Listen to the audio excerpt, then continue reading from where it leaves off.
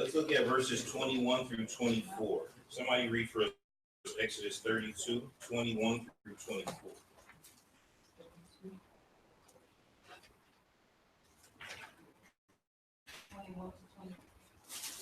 Exodus 32, 21 to 24. And Moses said to Aaron, what did this people do such great a sin upon us? So Aaron said, of my Lord become hot people, that they are set on evil. And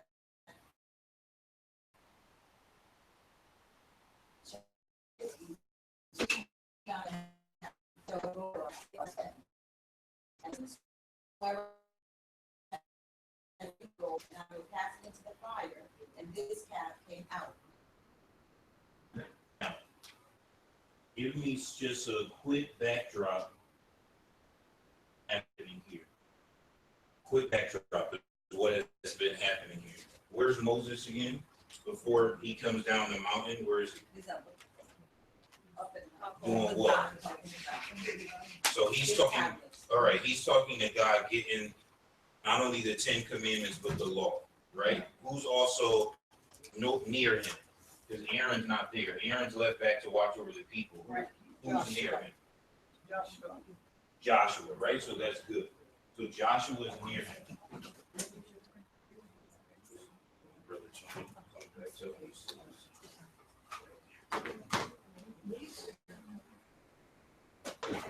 So Joshua is near him, right? And the people are doing what? Celebrated, making a new garden. They make a new garden, and then the statue. Making a new god, and then they started to have a party. Yeah. They're having a party. Who made the idol for them physically? Aaron. Aaron made it, right? So Aaron made it with his hands. And verse, let's see. Someone read 32 verse 1, and then read 4 and verse 5. 32 1, then skip to verse 4, and then read verse 5. Now, when the people saw that Moses delayed coming down from the mountain, the people gathered together to Aaron and said to him, come, make us gods that shall go before us. Moses, the man who brought us up out of the land of Egypt, we do not know what has become of him. Okay, so we're hold on one second. So Aaron didn't lie, because in verse 23, he said, they said to me. Right? So he didn't lie. Okay, so let's go to verse 4 and 5. And he received the gold from their hands, and he fashioned it with an engraving tool and made a model calf. Then they said, this is your God, O Israel, that brought us out of the land of Egypt. Okay, stop right there. So who said that in verse? The people. The people. The people. Okay, so he didn't lie. But what did verse 5 say? So when Aaron saw it, he built an altar before it, and Aaron made a proclamation and said, tomorrow is a feast to the Lord. So who established the party though? Aaron or the people? Aaron. Aaron. So now we have a problem, right? So Aaron is like a child who told just some of the truth and not the whole truth, right? That's the problem. So he told some truth, not the whole truth, right? So let's recap here. God gets angry, sends Moses down. Moses meets Joshua. Joshua thinks that it's a war going on. Moses said it's not a war, but it's a party. And then after that, they get down and they see the abomination, which is being an idol, right? Which is the first command. Don't have any other gods except for me. So now we have a big problem, right? Out of anger, Moses was hot with anger, right? And what did he do to them? Last week we looked at. So he broke the tablets because he threw it at it, right? Then he took the calf, melted it, and did what with the gold? Make them drink it. Then Moses said to Aaron, what did this people do to you that you have brought so great a sin upon them? And now Aaron said, whoa, wait. Right? Don't be upset with me. You know how these people are. They're set on evil. These people are already evil people. For they said to me, make us gods that we shall go. As for this Moses, the man who brought us out of the land of Egypt, we don't know what became of him. And I said to them, whoever has any gold, let him break it off. So they gave it to me, and I cast it in the fire. Oh, a miracle. So, hey, don't get upset with me. You were way up here. You don't know what happened. These people had a mutiny. They got upset. They didn't know where you were. So to keep the peace, I told them, give me your fire. And then a calf came out. So what can I do? I'm just down here waiting for you, right? Don't get upset with me. Verse 24, verse 25, when Moses saw that the people were unrestrained, for Aaron had not restrained them to the shame among their enemies, Moses stood in the enemy. Whoever is in the Lord's side, let him come to me. Okay, let's look at question 8. Characterize Aaron. Characterize Aaron. Remember last week or 2 weeks ago, we characterized Moses in terms of his response to God pleading for the people's lives, right? Characterize Aaron. Characterize him based on what we just read and what we looked at from last week. He's not a good leader. Okay, why? Because even though they tell him what they want to do, he was the one in control there at the moment. But he just do what they asked him. He could have done without doing that. Okay. Good. Anybody else? Okay. How so? The people, even when they said, as for this fellow Moses, he just stopped them right there, as if we don't know this. And then they say, we don't know what happened to him. Let's just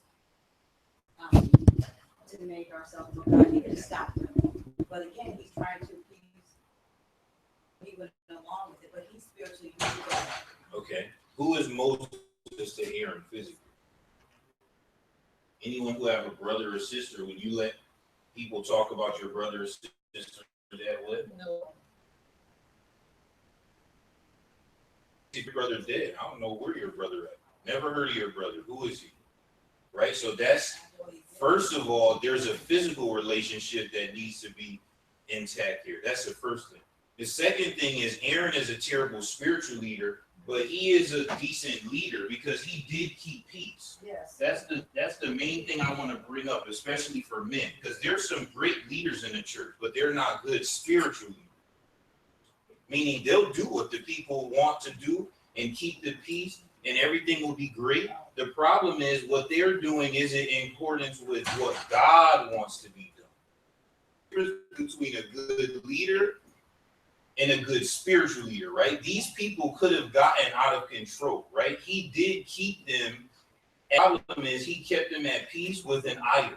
So he had some leadership qualities that people respected him. They listened to him, but he didn't drive their mind and their hearts back to God. He let them down their own devious path, right? So anyone who's a parent should understand the dynamic between Aaron and Moses. It's like one parent is good and one parent is bad, right? Just because the kid is crying, you don't give them what they want.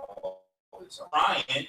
You don't give them ice cream and candy all day because you know as a parent, by the end of the day, you have a medic, but you may look at it and say, oh, they're crying and I want to have peace. So all they want is this candy. I'm going to just keep feeding them this candy. Keep feeding them this candy so they stop crying, right? And where would that leave your child? In the dentist chair sooner or later, right?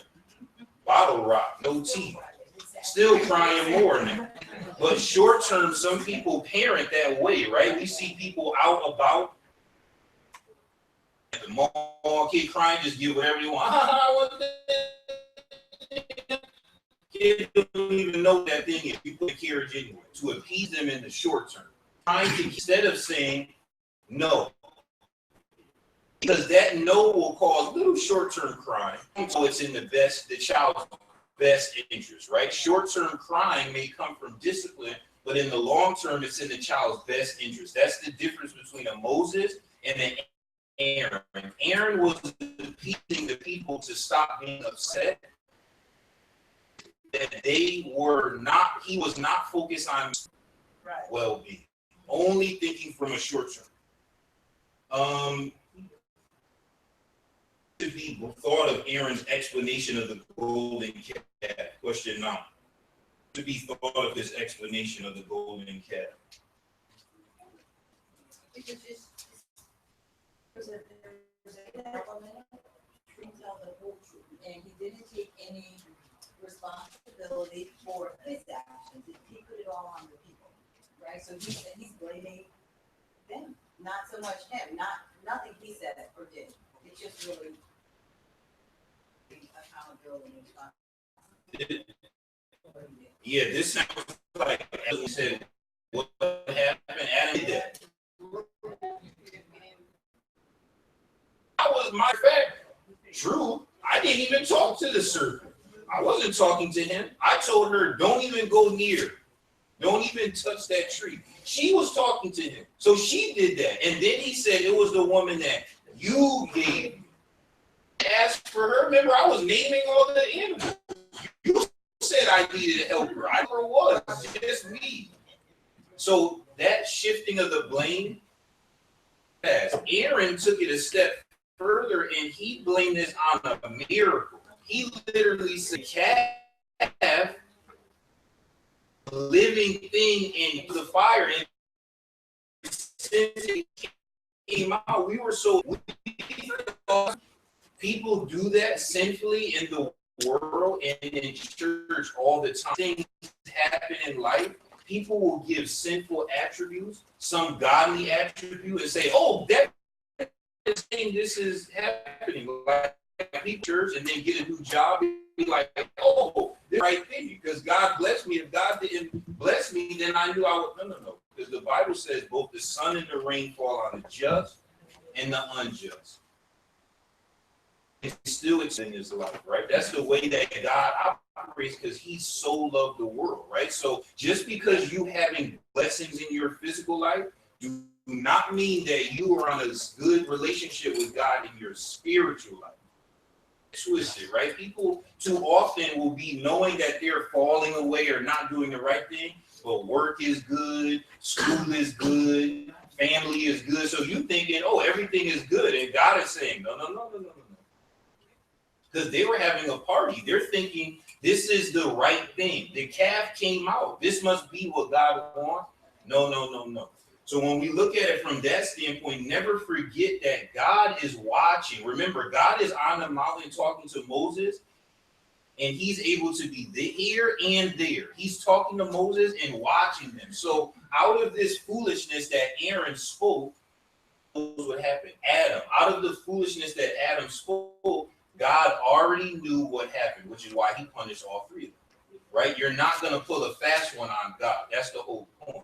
So when we look at it from that standpoint, the argument, the thing is we can't hold water, right? No one should be fooled by whatever Aaron is saying because we know logically it doesn't make any sense. What he tried to do is minimize his role in the ordeal so that Moses wouldn't get upset with him, right? So that is the real issue because it's disappointment, right? Moses put him in charge.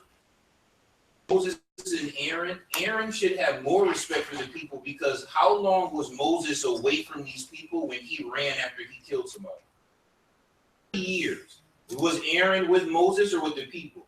The people. So God's point to Moses when he said, I can't speak, I need help. He gave him someone that the people already respected. So if Aaron would have said, no, stop, Moses will be back, they would have listened because he already was with them from day one. He never left them. So that's why it's even more disappointing, right? Moses had to gain their trust. Remember, they were like, who are you? You going to kill us too?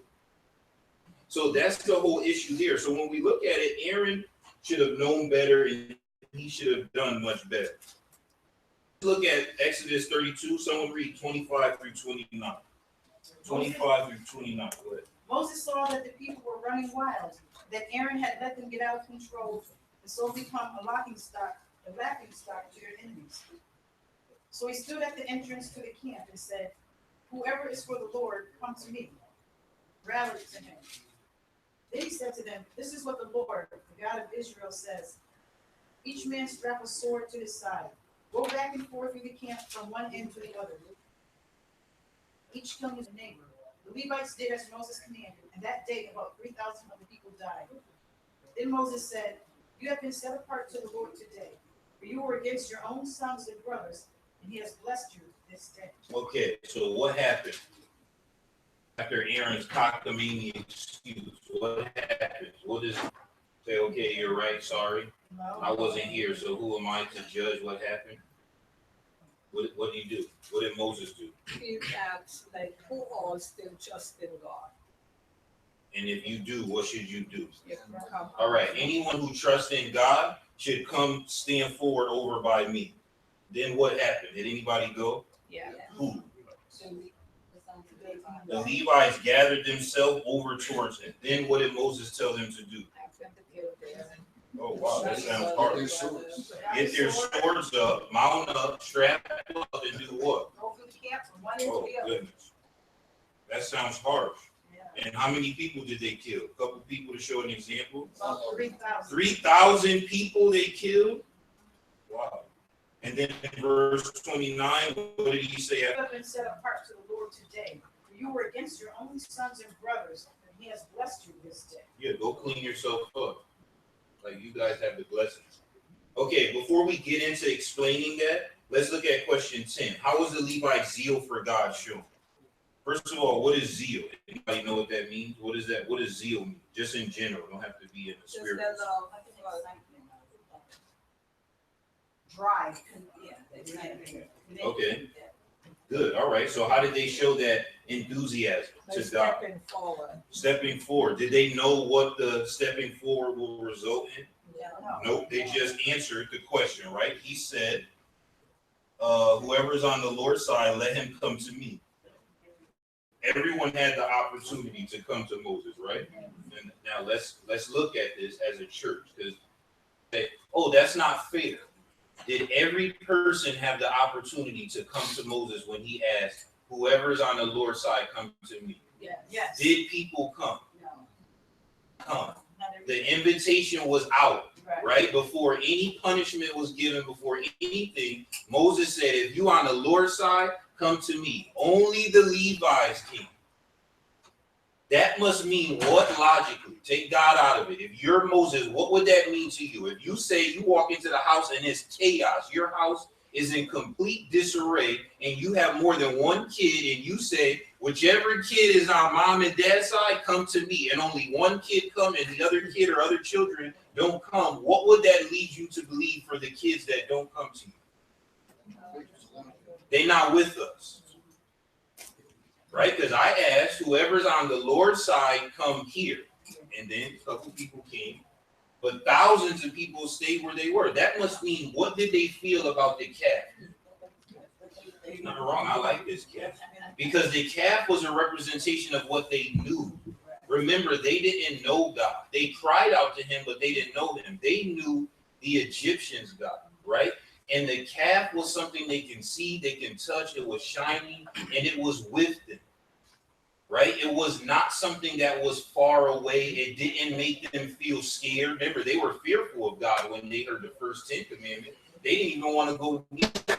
So when we look at it from that standpoint, is the justification of what happened to them just and fair? Yes, because if you go back to what God said in Exodus 19, the first or 20, the first thing he was establishing is don't have any other gods. Basically, God is saying, don't disrespect me. And if you do, somebody go back and read Exodus 20, 5 and 6. You shall not bow down to them, nor serve them, for I, the Lord your God, am a jealous God, visiting the iniquity of your fathers upon the children to the third and fourth generations of those who hate. That's it. Sorry, don't read 6. So God established as those people who start bowing down to the idol, do they love him or hate him? God said that. Not Moses, not the people. God said the first couple of sentences is, if you worship another God than me, you hate me. And here's how I treat people that hate me. What does he do in verse 5? How does God treat people that hate him? God reached his hand into family after family after family after generation after generation after generation until he see fit. So they already knew that that was the consequence of their action. That was the first couple of sentences. This is before Moses went back up. This is before 40 days. This is before the calf mysteriously ran out the fire. All of this is before. God said, I'm very jealous. So let's get one thing straight before we start going into any other commandments. Do not disrespect me, because I created you out of nothing. That's first and foremost. I brought you out of Egypt, so I need respect. And don't you dare bow down to any physical thing that you created that represents this world or what you think the next represents. Got it? Everyone understood that. Now we get all the way to Exodus 32. And Moses said, let's reestablish, right? All those who are on the Lord's side come near to me. And now the Levites said, whoa. We lost our mind hanging with these people, but now we got a second chance. So they run away from the people and come to Moses. Hey, I don't know what you're doing, but that gold tasted nasty. So I think you about to do something. I want to be back on God's good graces, right? And once they come to him, strap up, get your sword. Okay, get the sword. Now it says, what literally terminologies does he use in verse 27? Somebody reread that. Exodus 32:27. And he said to them, this is what the Lord, the God of Israel says. Each man strap a sword to his side, go back and forth through the camp from one end to the other, each killing his brother and friend and neighbor. Okay, killing who? Brother, friend, and neighbor. Brother, friend, and neighbor. Brother, friend, and neighbor. Not strangers, right? These are family members. These are friends. These are people you live in. It says, go left, go right, go up and down, go looking for people and fight for God, because you said you are still on the Lord's side, right? So get your sword, brother and neighbor. Okay, explain the significance of the stand of the Levites. Let's read Deuteronomy 10, 8, and 9. Just fast forward for a second. Deuteronomy 10, 8, and 9. What does that say? Deuteronomy 10, 8, and 9. At the time the Lord set apart the tribe of Levi to carry the ark of the covenant of the Lord, to stand before the Lord, to minister and to pronounce blessing in his name, as they still do today. That is why the Levites have no share or inheritance among their fellow Israelites. The Lord is their inheritance, as the Lord your God told them. Okay, what are those two verses saying? What do the Levites get to do that no one else gets to do, according to this Deuteronomy 10? What, say it again? Before that, they get to bear the Ark of the Covenant. Could the other people touch the Ark? No. Remember a story where the Ark was falling and the guy was like, oh, I'm just trying to help. Who did? No, don't help me. Don't help me. You're just a person. I'm God. Do not help me. I told you in Deuteronomy, only the Levites get to touch the Ark, because I gave everyone a chance to come back. But only the Levites came back first. So that's the first thing. And because of that, it says they don't need physical inheritance. This is mind-blowing, right? The Levites don't need physical inheritance. Why? The Bible says because why? Where do they get their inheritance? So when the New Testament, Paul says you're now a royal priesthood, you shouldn't be caring about physical inheritance, because you're an heir to God's throne, and the Bible says you are now co-heirs with who? That's Romans, right? So now we are a better representation of the Levites. You can go off and do a whole Bible study on that. That the Levites didn't need a physical inheritance. Remember, they're all headed to the land of milk and the Levites don't care about those physical things because their inheritance comes from God. So that's just a side note. Somebody read Deuteronomy 33, 8 through 11. Deuteronomy 33, 8 through 11. What does that say?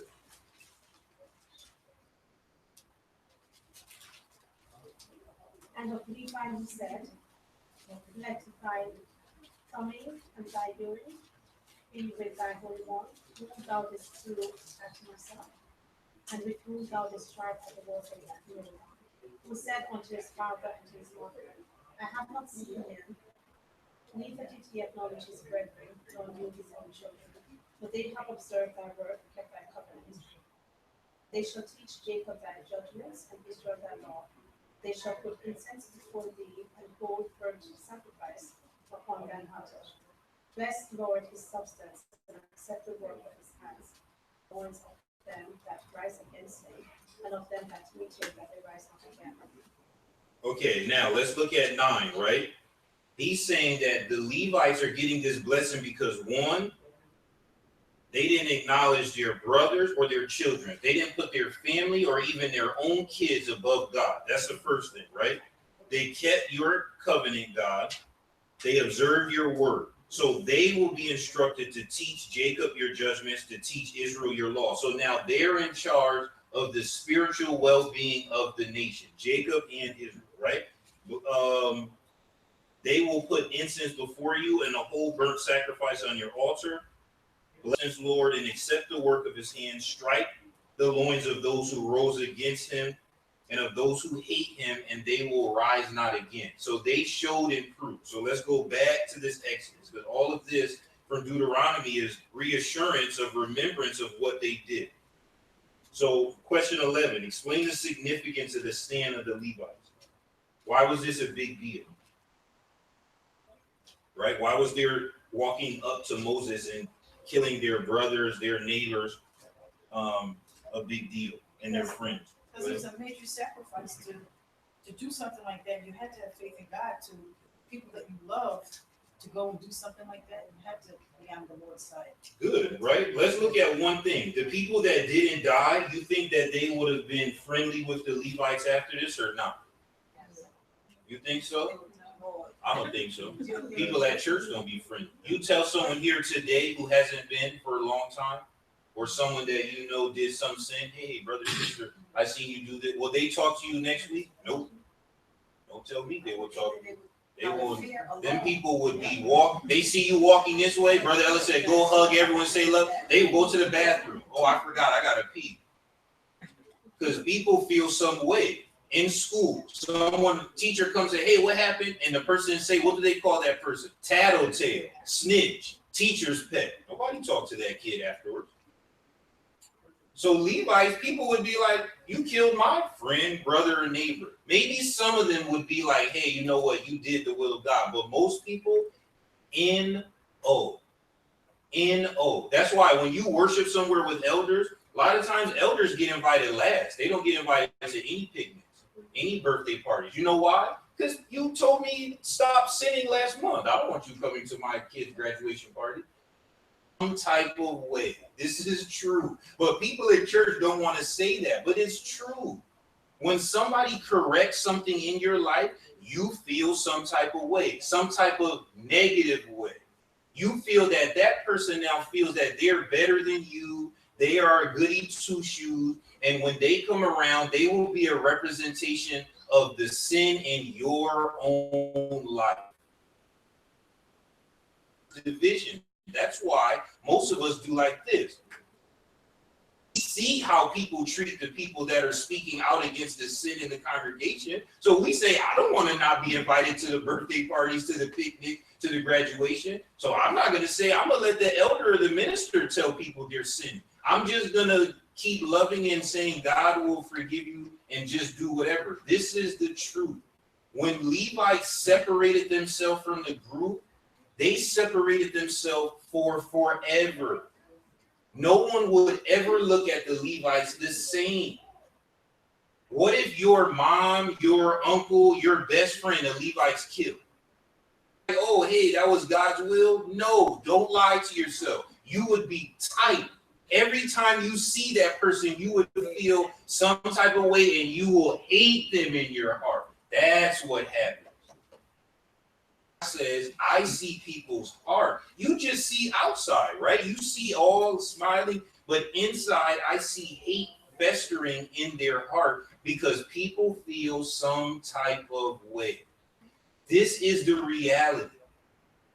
But regardless of how people are going to feel, did the Levites have a responsibility to do the right thing and stand up for God? Yes. Yes, it said, blessed are those that get persecuted for my name's sake, because my Father is going to reward you, right? Sometimes when you do good in this life, your own family going to hate on you. Your own friends going to hate on you. Your own church, your own job, your own school. People that you know will hate because you're doing the right thing. But Paul said, do I please man or do I please God? Because if I please man, why am I getting beat up every day for the cause of Christ? Is my mind on who can kill both soul and body, not just be scared of people who can kill body. That's what Jesus said. Hard for us. We're not being called to strap up and go through row by row and start slaughtering brother's friend and neighbor. All God is saying is, hey, you see somebody doing wrong, help them. And even we can't do that. The Levites say, man, y'all got it easy. We had to kill people we love. You know how difficult that would be?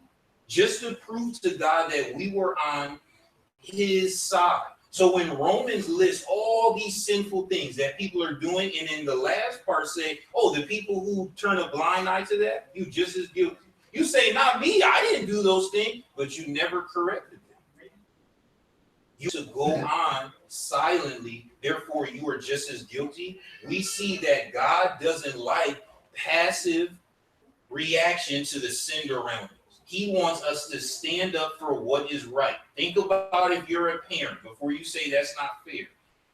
What you're looking for when you come home and the house is in disarray and you got more than one kid, you want answers. You're not looking for sibling loyalty, right? You want the truth. Now, which one of y'all gonna tell me the truth before everybody get in trouble? Then one kid cracked. No, he did that. Not me, she did it. Because the kid know what? I remember last time I tried to stick up for you, we all got a beating. I didn't do it. I don't want to get a beating. As a parent, you're not proud. Yes, I'm proud of my kids being loyal to one another. No, you upset. I'm looking for answers. I don't care nothing about no sibling loyalty or who got a pack of a secret or, hey, you promised not to tell mom or dad when they get. I'm not caring about that. Who did it? Who did it? Don't get in trouble. Most of the time, it's that kid that did it. They'll say, I didn't do it. They blaming me. Just trying to not get in trouble. Then you have to decipher to get the answers. Don't you parent that way? I hope so. So why is God, when God came to the garden and said, what did you do? He wasn't looking for marriage bond. Oh, we can't say that. That's my wife. We won. I can't say nothing. God would be like, huh? Oh, Adam said, God, look, I respect you and all, but look, I'm going to be honest with you. That's flesh of my flesh, bone of my bone, so I'm not going to throw her into the book. God be like, what? Who are you talking to? That's how we feel. Somebody starts saying, you know, that's my something in church. I like that. I'm not going to do. God said, what? Who are you talking to? I'm just saying, like, I'll pray for them, but I'm not going to be out here throwing people I love under the bus. But God said, no.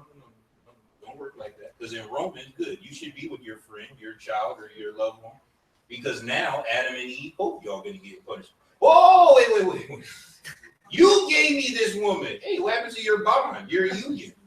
But see, when they got in trouble, it's not like Adam was like, peace, I'm running to the other side of the garden. They were together trying to figure, but when God came, everyone started doing like this. Because God is here, authority showed up. We have to understand that authority sometimes will divide a house in half. Sometimes will divide a marriage in half. Sometimes divide a nation in half, a school in half, a church in half. Because sometimes some people are going to want to do God's will and some people aren't. They're not. Even after they get punished, people still going to defiantly say, I'm not going to change. I like that calf. Some people in their heart like that calf. That calf was nice. Aaron did a good job on that calf. And it's not fair to burn that thing down. That was a lot of hard work. I don't know how to make a calf. Look at the hard work. God bless his hands to make that calf. Some people feel, what's wrong? What's the big deal? And God says, here is the big deal, and the punishment comes. When that punishment comes, is it severe? Yes, because the wages of sin, Paul said, is what? Death. Don't forget, when you read the Old Testament, don't feel bad for people that die, because there's people in 1 Corinthians, the Bible says every Sunday morning is spiritually dead. Same death, because they don't respect this. See, God doesn't make a big deal about physical death. I know we do. It matters to us how we die. Some people say, I don't want to die this way. It does not matter. You know how many people who are murdered in heaven, and how many people who died in their sleep going to hell? That's just how life is, right? Just the way you die don't dictate where you go. It's how you live. So you concerned with, in the Old Testament, Bible students are like, oh, that's so harsh. Man, why he had to kill them? In the New Testament, Paul said people walking around like corpses, like zombies. They're dead already. Walking tombs. Like dead man bones inside. What's worse?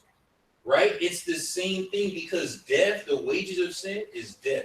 So when we look at these stories, we have to understand God is still as serious about his respect today as he was then. Friends, neighbors, brothers, disrespecting God, you should grab them by their collar and say, stop doing that. Because the same way God slaughtered up people 3,000 is the same way he will grab into your life and make it a complete disarray. You have to warn people, especially the ones you love the most. Hey, God don't play. I know in your sinful state, you forgot how serious God is. But God is don't play. Consuming fire. And hopefully from that warning, it reminds people, oh, yeah, sorry, I forgot. I was sinning so much, I forgot how insane God can be to me, because he can destroy everything that I hold dear just like that. That's how powerful he is. And when you're sinning, we talked about this Wednesday, you forget that. You're in God's good graces, or you here Sunday morning worshiping or reading your Bible, you always in the front of your mind remember, oh, God don't mess around. When you replace God with sin, you forget just how bad God can be towards you, just like kids. When you get a spanking, you remember, oh, mom's strong. But when you out with your friends, you forget the pain that a spanking feel like. So you go live your life. That is the same thing. When you get out of God's graces, you forget what discipline feels like and what it will do to you. And that's what happened, right? These people were 40 days removed, so they went and they did their own thing, and Aaron did the same thing. Okay, any other comments on that? Any other comments on that? All right, good. So I want to make sure that we understand when we look at this, that when we turn a blind eye to sin, we're just as guilty. Now, do you have to go out and slaughter people in church for the wrong they do? No, right? We all sin. That's why the best way to sin is to tell them what you did. That's the best way. You feel a brother or sister sinning, you know what you do to them? You should walk up to them, private time, talk to them, and say, hey, I swore yesterday. The person to say, what?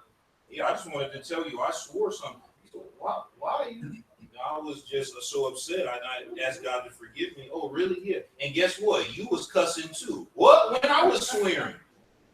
Remember last week I heard you at the Magi Live. See, now you put both of y'all on a what? Even playing field. So consider like me. Yeah, I'm just saying we can't keep doing that. We got to come back to the God way. Oh, okay. But when people feel like you're accusing them, they feel like you feel I'm better than you, right? I'm holier than you. I'm on a higher level. Always start washing feet first. Always get on the same level. Paul said, I became all things to all men that I might win some. When he went to a new town, he got to work. He started making tents. He said, I wasn't a burden to people. I ate with them. I drank with them. I fellowship with them. I became a part of them so that they can see me as a friend, as a brother, and therefore they trust me. Same way as in church. You have to maintain a family relationship with one another. Brothers and sisters, invite people over that you haven't normally invited over. Go out to eat with people that you normally in church don't go out to eat with, because that bond is the only thing that will help you and the other person keep each other in check. It's very hard to check somebody who you don't have a relationship with because they're going to feel some type of way. Feeling a way is human nature. As soon as you see them red lights and blue lights in your rearview mirror, when you know you're speeding, your whole physical body changes. Some people start sweating. Some people start hyperventilating. Why? You speeding, right? But now you feel I'm caught. Very rarely do you roll a window down and say, hey, I'll take my ticket. Most of the time you say, hey, do you know why I stopped you? What do people say? I don't know why you stopped me. What you stop me for? You was going 85 in the 50. What? My car don't even go 85 miles an hour. In nature, how many people gonna say, hey, you know what? I'm gonna be honest with you. You had 80, I was going 90 miles an hour. Your radar was slow. I'll take my ticket. Parent come in and say, what happened? Hey, mom, I'm gonna be honest. I broke all these dishes. I'm the one who did it. How many kids say that? Right? Very few.